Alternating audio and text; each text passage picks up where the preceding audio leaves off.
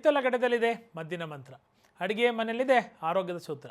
ಸರ್ವ ಕಾಯಿಲೆಗಳಿಗೂ ಸರಳ ಚಿಕಿತ್ಸೆ ಮನೆ ಮದ್ದು ಕಾರ್ಯಕ್ರಮ ಸ್ವಾಗತ. ನಾನು ನಿಮ್ಮ doctor Kishore.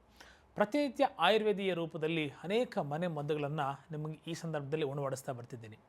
Especially this message ಇವತ್ತಿನ ಸಂಚಿಕೆ ಮಹಿಳೆಯರಿಗೆ, ವಿಶೇಷವಾಗಿ ತರುಣಿಯರಿಗೆ ಸೀಮಿತವಾಗಿರ್ತಕ್ಕಂಥದ್ದು. ಯಾಕೆ ಗೊತ್ತಾ? ಥ್ರೆಡಿಂಗ್ ಮಾಡಿಸಿರ್ತೀವಿ, ವ್ಯಾಕ್ಸಿಂಗ್ ಮಾಡಿಸಿರ್ತೀವಿ. ನಮ್ಮ ಸ್ಕಿನ್ ಮೇಲೆ, ಚರ್ಮದ ತ್ವಚೆಯ ಮೇಲೆ ಒಂದೇ ಒಂದು ರೋಮಕೋಪವು ಇರಬಾರ್ದು. ಇದ್ದರೆ ಅದು ನಮಗೆ ಹಿಂಸೆ ಆಗುತ್ತೆ. ಅದನ್ನು ತೆಗಿತಕ್ಕಂಥ ಎಲ್ಲ ಪ್ರಯತ್ನಗಳನ್ನ ಮಾಡ್ತೀವಿ. ದುಸ್ಥಿತಿ ಏನಪ್ಪ ಅಂದರೆ ತುಂಬ ಕೃತಕವಾದಂತಹ ಪದ್ಧತಿಗಳನ್ನ ಅಳವಡಿಸ್ಕೊಳ್ತಾ ಬರ್ತೀವಿ. ಯಾವುದೋ ರೆಡಿಮೇಡ್ ಕ್ರೀಮನ್ನು, ಜೆಲ್ಲನ್ನು ಹಚ್ಕೊಂಡ್ಬಿಟ್ಟು ಅದನ್ನು ಸ್ವಲ್ಪ ಹೊತ್ತಾದಮೇಲೆ ವ್ಯಾಕ್ಸ್ ಥರ ಅಥವಾ ಇನ್ನಿತರ ಕೃತಕವಾದಂತಹ ದ್ರವ್ಯಗಳನ್ನು ಹಾಕಿ ಆ ಕಾಸ್ಮೆಟಿಕ್ನ ತೆಗೆದಾಗ ಕೂದಲು ಅಥವಾ ರೋಮಕೂಪಗಳು ಹೊರಗೆ ಬರ್ತವೆ. ನಮ್ಮ ಚರ್ಮದ ಸೌಂದರ್ಯ ಜಾಸ್ತಿ ಆಗುತ್ತೆ, ನಿಜ. ತಾತ್ಕಾಲಿಕವಾಗಿ ಇದು ಅಕ್ಸೆಪ್ಟಬಲ್ ಫಿನಾಮಿನನ್ನು ತೊಗೊಂಡ್ರೆ ಅನೇಕ ಸಂದರ್ಭದಲ್ಲಿ ಅನೇಕ ಮಹಿಳೆಯರಿಗೆ, ವಿಶೇಷವಾಗಿ ಯಂಗ್ ಅಡೋಲಸೆಂಟ್ಸ್ ಅಂತ ಏನು ಕರಿತೀವಿ, college going, PUC, college, degree ಈ ಹಂತದಲ್ಲಿ ಸ್ಕಿನ್ ಭಾಳ ಸೆನ್ಸಿಟಿವ್ ಇದ್ದಾಗ ಏನು ಬಂತು, ಅನೇಕರಿಗೆ ಸೆನ್ಸಿಟಿವ್ ಇರುತ್ತೆ ಕೂಡ. ಸೆನ್ಸಿಟಿವಿಟಿ ಜಾಸ್ತಿ ಆದಾಗ ಅಲರ್ಜಿ ಆಗ್ತಕ್ಕಂಥದ್ದು, ಅರ್ಟಿಕೆರಿ ಆಗ್ತಕ್ಕಂಥದ್ದು, ರ್ಯಾಷಸ್ ಆಗ್ತಕ್ಕಂಥದ್ದು. ಇದನ್ನು ಮ್ಯಾನೇಜ್ಮೆಂಟ್ ಮಾಡಲಿಕ್ಕೆ ಇನ್ನಿತರ ಕೃತಕವಾದಂತಹ ಲೋಷನ್ಸನ್ನು, ಜೆಲ್ಸ್ನ ಹಚ್ಕೊಳ್ತಕ್ಕಂಥದ್ದು. ಇದರ ಹುನ್ನಾರ ಅಥವಾ ಕ್ಯಾಸ್ಕೇಡ್ ಅಂತ ಏನು ಕರಿತೀವಿ, ಇದೊಂದು ವಿಷಿಯಸ್ ಕ್ಯಾಸ್ಕೇಡ್, ವಿಷಯುಕ್ತ ಸರಪಳಿ. ಮದುವೆ ಆಗುತ್ತಲೂ ಹುಚ್ಚಿಬಿಡುತ್ತಲೂ ಮದುವೆ ಆಗಲ್ಲ ಅಂತ ನಾವೇನು ಕರಿತೀವಿ. ಹಾಗೊಂದು ಚೈನ್ ಬೆಳೆದು ಬಿಡುತ್ತೆ. ನಾವು ವ್ಯಾಕ್ಸ್ ಮಾಡ್ತೀವಿ, ಕೂದಲು ಹೋಗುತ್ತೆ, ಅಲರ್ಜಿ ಬರುತ್ತೆ, ಅರ್ಟಿಕೆರಿಯಾ ಬರುತ್ತೆ, ದದ್ದೆ ಉತ್ಪನ್ನ ಆಗುತ್ತೆ, ಅಲ್ಲಲ್ಲಿ ಗಂಟುಗಳ ಸದೃಶವಾಗುತ್ತೆ, ಕೆರಿತೀವಿ, ವ್ರಣ ಆಗುತ್ತೆ. ವ್ರಣರೋಪಕವಾಗಿ ಗಾಯಕ್ಕೆ ಅನುಗುಣವಾದಂತಹ ಚಿಕಿತ್ಸೆಗಳಾಗಿರ್ಬೋದು. ಒರಟು ಚರ್ಮ ತುಂಬ ಅನೇಕ ಸಂದರ್ಭದಲ್ಲಿ ಆವತ್ತು ಮಾತ್ರ ಸ್ಮೂತಾಗಿರುತ್ತೆ. 3-4-5 ದಿನಗಳಲ್ಲಿ ತಿರ್ಗಾ ರೋಮಕೂಪಗಳಲ್ಲಿ ಬೆಳೆಯೋಕ್ಕೆ ಶುರು ಆಗುತ್ತೆ. ಸಿಕ್ಕಾಪಟ್ಟೆ ರಫ್ ಆಗಿಬಿಡುತ್ತೆ ಚರ್ಮ. ಸದೃಶಕ್ಕೆ ತುಂಬ ಕಠೋರವಾಗಿರುತ್ತೆ. ಶರೀರಕ್ಕೆ ತೊಂದರೆ ಕೊಡುತ್ತೋ ಇಲ್ಲವೋ ಸ್ನೇಹಿತರೆ, ಮನಸ್ಸಿಗೆ ಈ ಅವಸ್ಥೆ ನರಕ ಸದೃಶವೇ ಸರಿ. I am here not to frighten you but to enlighten you. ನಿಮಗೆ ಹೆದರಿಸಲಿಕ್ಕೆ ನಾನು ಈ ವೇದಿಕೆ ಬಳಸ್ಕೊಳ್ತಿಲ್ಲ, ಎಚ್ಚರಿಸಲಿಕ್ಕಾಗಿ ಈ ವೇದಿಕೆಯನ್ನು ಬಳಸ್ಕೊಳ್ತಾ ಇದ್ದೀನಿ. ಹೌದು ಸರ್, ರೆಮಿಡಿ ಏನೋ ಹೇಳಬೇಕು ನೀವು, ಅದಕ್ಕಿಂತ ಒಂಚಷ್ಟು ಗಾಬರಿ ಆಗಿಸ್ಬಿಟ್ರಲ್ಲ. ಸೂಕ್ತವಾದಂಥ ಒಂದು ರೆಮಿಡಿ ಹೇಳಿ, ಯಾಕಂದರೆ ಈ ಸಮಸ್ಯೆಯಿಂದ ನಾವೆಲ್ಲರೂ ಬಳಲ್ತಾನೇ ಇದ್ದೀವಿ ಅಂತಕ್ಕಂತಹ ನಿಮ್ಮ ಆಂತರಿಕ ಮಾತು ನಾನು ಅರ್ಥ ಮಾಡ್ಕೊಳ್ಬಲ್ಲೆ. ರೆಮಿಡಿಯನ್ನು ಗುರ್ತು ಮಾಡ್ಕೊಳ್ಳಿ. ರೆಮಿಡಿ ಇಲ್ಲಿದೆ. ಸಿಂಪಲ್ ಆಲೋವೆರಾ ಕಣ್ರಿ, ಲೋಳೆ ಸರ. ಅದರಲ್ಲಿ ಗ್ರೀನ್ ವೆರೈಟಿ, ರೆಡ್ ವೆರೈಟಿ ಎರಡೂ ಬರುತ್ತೆ. ರೆಡ್ ವೆರೈಟಿ ಆಲೋವೆರಾ ತುಂಬ ಒಳ್ಳೆಯದು. ಇದಕ್ಕೆ ಕುಮಾರಿ ಅಂತಕ್ಕಂಥದ್ದು ಕೂಡ ಹೇಳ್ತೀವಿ. ಯಾಕೆ?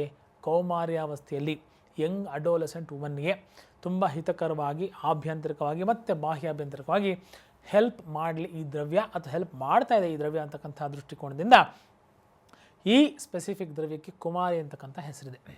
ರಕ್ತ ಕುಮಾರಿ ಅಥವಾ ರೆಡ್ ವೆರೈಟಿ ಆಫ್ ಆಲೋವೆರಾ ತುಂಬ ಶ್ರೇಷ್ಠವಾಗಿ ಹೆಲ್ಪ್ ಆಗುತ್ತೆ ಅಂತಕ್ಕಂಥದ್ದು. ಹಾಲಿನ ಕೆನೆ, ಸ್ವಲ್ಪ ಪಚ್ಚಕರ್ಪೂರ ಮತ್ತು ಈ ರಕ್ತ ಕುಮಾರಿಯ ಲೋಳೆ ಸರ ಅಂತ ಏನು ಕರಿತೀವಲ್ಲ, ರಕ್ತ ಕುಮಾರಿಯ ಜೆಲ್, ಮೂರನ್ನು ಚೆನ್ನಾಗಿ ಬ್ಲೆಂಡ್ ಮಾಡ್ಕೊಳ್ಳಿ. ಇದಕ್ಕೆ ಸ್ವಲ್ಪ ಜ್ಯೇಷ್ಠ ಮಧುವನ್ನು ಹಾಕ್ಕೊಳ್ಳಿ.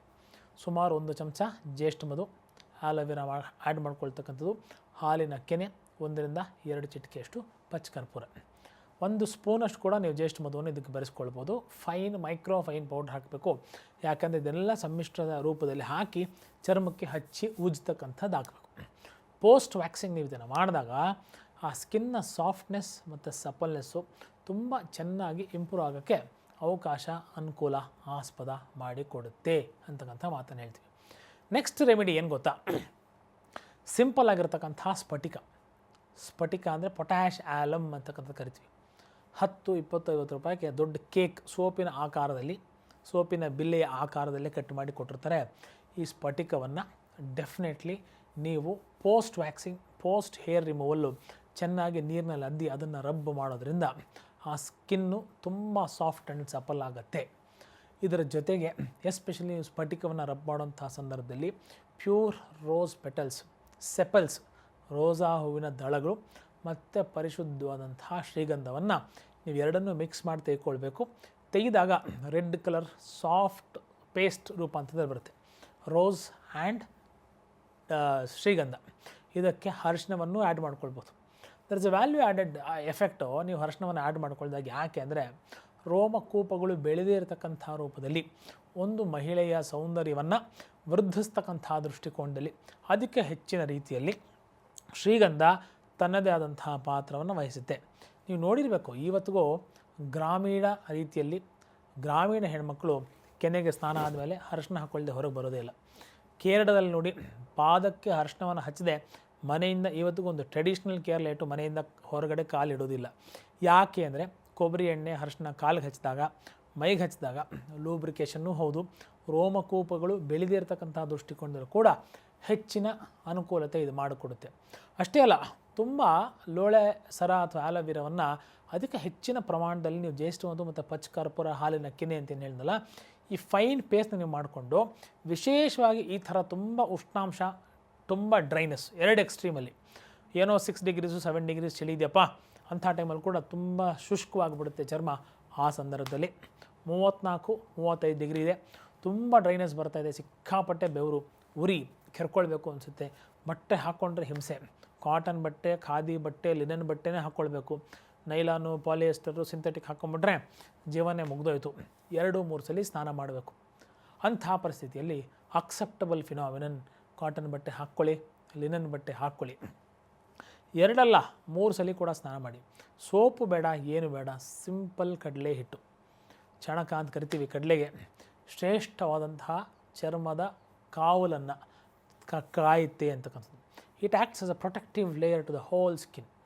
ಸಿಂಪಲ್ ಕಡಲೆ ಹಿಟ್ಟನ್ನ ನೀರಲ್ಲಿ ಮಿಕ್ಸ್ ಮಾಡ್ಕೊಳ್ಳಿ, ಅಥವಾ ನಿಮಗಿನ್ನೂ ರಿಚ್ ಲಕ್ಸುರಿ ಬೇಕು, ಒಳ್ಳೆಯ ಸ್ಕಿನ್ ಟ್ಯಾನ್ ಆಗಬಾರ್ದು, ಒಳ್ಳೆಯ ಸ್ಕಿನ್ ಕಲರ್ ಇರಬೇಕು, ಸಾಫ್ಟ್ ಆ್ಯಂಡ್ ಸಪಲ್ ಆಗ ಸ್ಕಿನ್ ಇರಬೇಕು ಅಂದಾಗ ಹಾಲಿನ ಜೊತೆ ಆ ಪುಡಿಯನ್ನು, ಸಿಂಪಲ್ ಕಡಲೆ ಹಿಟ್ಟಿನ ಪುಡಿಯನ್ನು ಹಾಲಿನ ಜೊತೆ ಕರೆಸ್ಕೊಂಡು ಅದನ್ನು ಫೈನ್ ಬ್ಯಾಟರ್ ಹಿಟ್ಟು ರೂಪಾಂತರ ಮಾಡಿಕೊಂಡು ಅದನ್ನು ಇಡೀ ಬಾಡಿಗೆ ಲೇಪನಾರ್ಥವಾಗಿ ಡ್ಯೂರಿಂಗ್ ಬಾತ್ ಮಾಡಿಕೊಂಡು ತದನಂತರ ಸ್ನಾನ ಮಾಡ್ತಕ್ಕಂಥದ್ದು ಸರ್ವಶ್ರೇಷ್ಠವಾದಂಥದ್ದು.